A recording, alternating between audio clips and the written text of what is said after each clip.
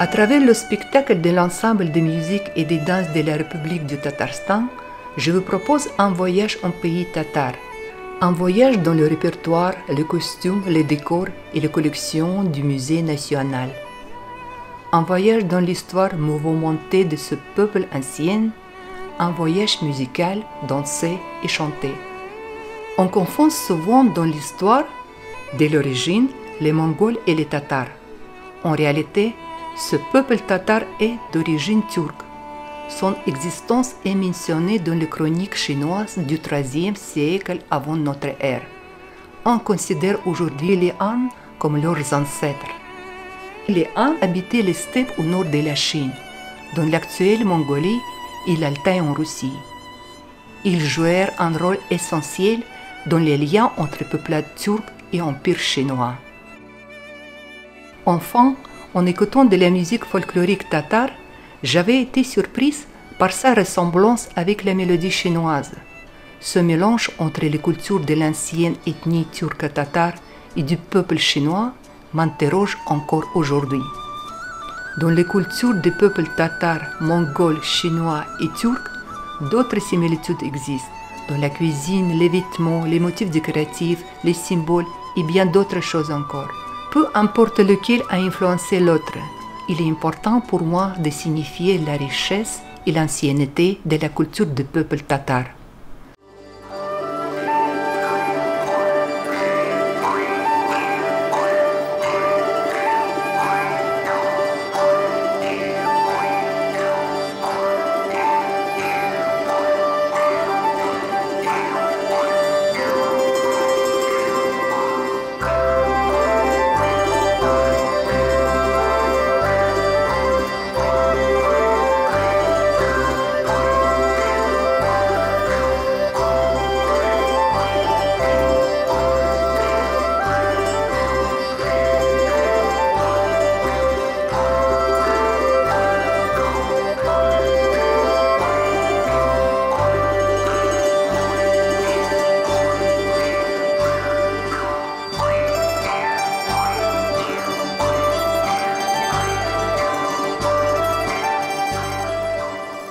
Les origines des ancêtres des Tatars et d'autres peuples turcs sont associées à la région de l'Altaï.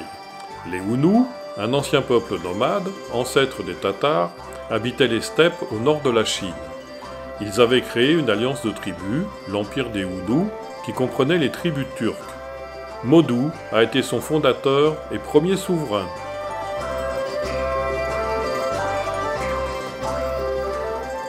La Grande Muraille de Chine a été construite pour se protéger du pouvoir grandissant des Hunnus associés à d'autres tribus nomades. L'empire des Hunnus, après avoir été vaincu par la Chine, s'est décomposé en branches nord et sud. Les représentants de la branche nord ont migré vers les territoires entre la Volga et l'Oural et ont donné naissance à un nouveau peuple, les Huns.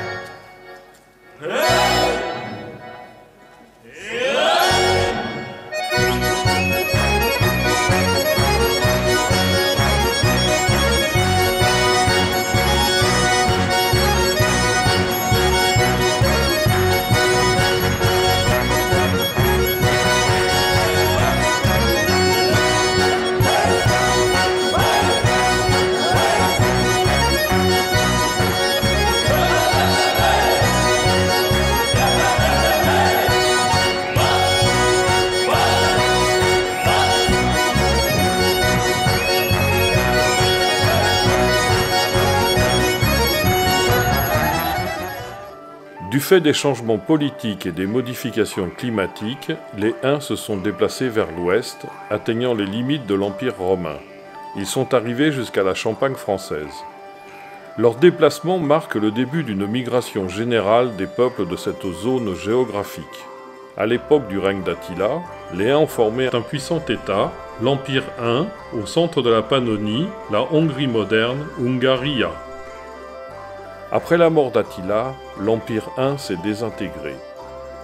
Vaincus par les Germains et d'autres tribus alliées, les Huns se sont dispersés et mélangés avec d'autres peuples nomades. Les descendants des Huns, le clan Achine, restant en Asie, formèrent le khaganat turc. À cette époque, et pour la première fois, on trouve des références aux tribus tatars, Oghuz tatars et Tokuz tatars, participant à la création du khaganat turc.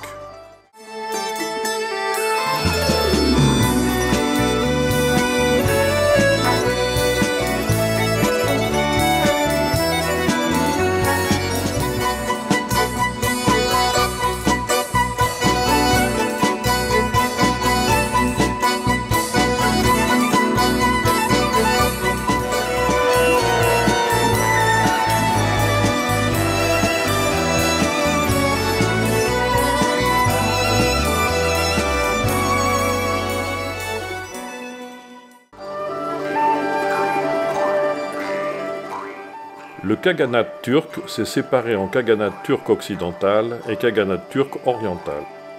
L'État de la Grande Bulgarie ancienne a été établi dans la région de la mer Noire par les tribus bulgares héritières du khaganat turc occidental.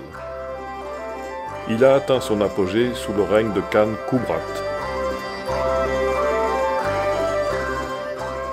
Le khaganat turc oriental a été envahi par l'empire chinois Tang et a disparu. Après la mort du Khan Kubrat, la Grande Bulgarie ancienne s'est désintégrée. Les fils de Kubrat ont migré avec leurs tribus vers les Balkans et la moyenne Volga. D'autres sont restés en payant un impôt aux Khazars qui étaient devenus très puissants.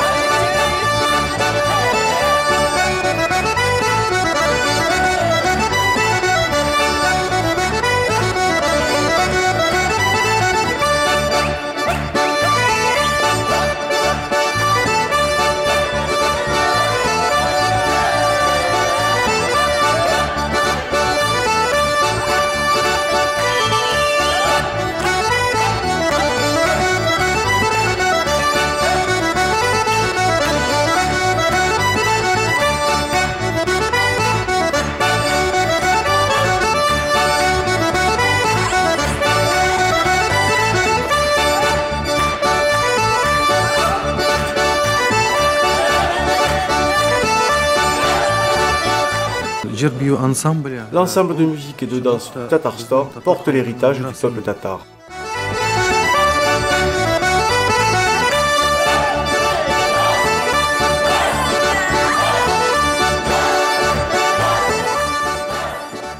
Suite au déplacement des Bulgares, la Bulgarie du Danube et la Bulgarie de la Volga-Kama sont apparues. Sous l'assaut de l'Empire Tang, des Turgis et de guerres féodales internes, ce qui restait du khaganat turc occidental s'est désintégré. Les tribus tatars, Kimaki et Kipchak, ont créé le khanat de Kimak, situé sur le territoire du Kazakhstan moderne et de la Sibérie méridionale. Le khanat de Kimak s'est affaibli sous la pression des tribus mongoles et des conflits internes. Les Kipchaks ont migré vers l'ouest. Les tribus tatars, tatars blancs, tatars noirs, tatars sauvages, originaires de la tribu Château, tribu turco-occidentale, ont créé les premiers États tatars.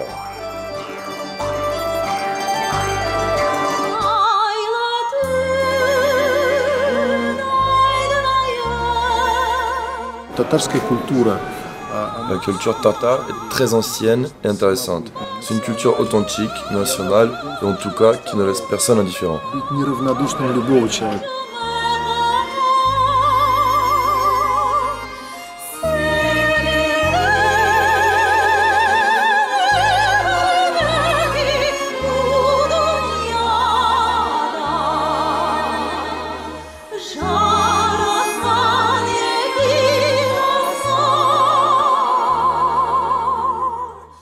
Le folklore tatar vivra pour toujours. C'est la base du peuple tatar. Des grands compositeurs tels que Zoltan Kodaly, Glinka, Tchaïkovski, ainsi que des compositeurs tatars tels Rustem Yakhin, Izagit Kabibulin, ont utilisé la musique folklorique tatare comme base de construction d'un grand nombre de leurs opéras et symphonies.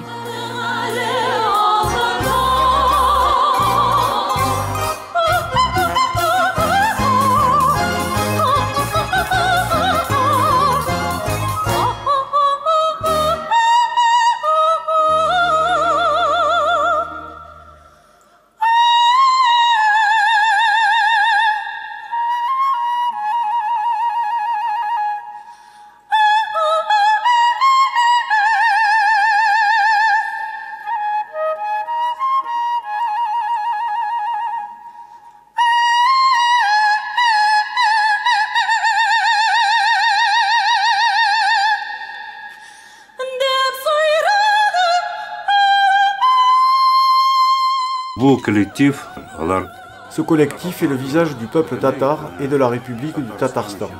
Pour cela, nous les remercions beaucoup. Timuchin, le futur Gengis Khan, a uni les Tatars et d'autres tribus et fonda l'empire mongol, qui a reçu comme nom celui de la tribu à laquelle appartenait la dynastie régnante. Le fils aîné de Gengis Khan, Juche, s'est vu attribuer toutes les terres occidentales de l'Empire, y compris celles qui seraient encore conquises. Les troupes du petit-fils de Gengis Khan, Batu Khan, ont conquis la Bulgarie de la Volga-Kama, le Tatarstan actuel. La ville de Bolgar est devenue la première capitale de l'Ulus de Juche, partition de l'Empire qui, dans les sources russes, apparaît sous le nom de la Horde d'Or. Sous le règne de Meng Timur, la Horde d'Or devient un État indépendant de l'Empire mongol. La Horde d'Or a été transformée en un conglomérat d'entités d'États dont les noms donnés dans l'historiographie russe sont le Khanat d'Astrakhan, le Khanat de Kazan, le Khanat de Crimée, le Khanat sibérien, le Khanat de Kassimov, la Grande Horde et la Horde Nogaï. C'est dans le cadre de ces États que se sont formés les groupes ethniques modernes, Tatars d'Astrakhan, de Kazan, de Crimée, de Kassimov, de Sibérie.